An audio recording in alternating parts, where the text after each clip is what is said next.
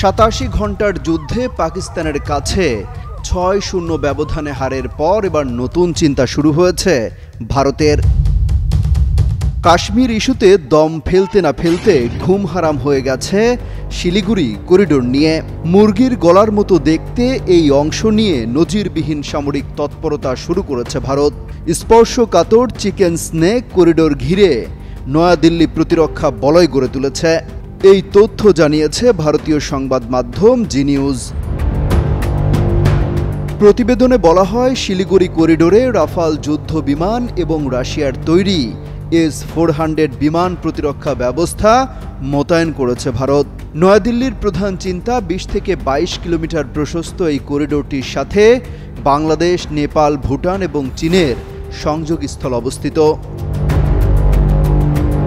বলা হচ্ছে, পাকিস্তানের সাথে উত্তেজনা কিছুটা প্রশমিত হয়ে এলেও ভারতের দৃষ্টি এখন বেইজিং এবং ঢাকার দিকে।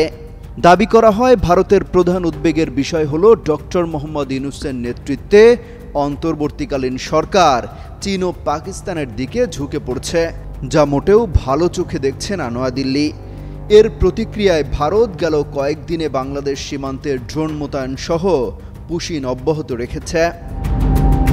ওই প্রতিবেদনে দাবি করা হয়, বাংলাদেশে অত্যাধুনিক প্রযুক্তির অন্তত ৩২টি চীনা পাকিস্তানি JF-17 থান্ডার যুদ্ধবিমান কিনতে পারে।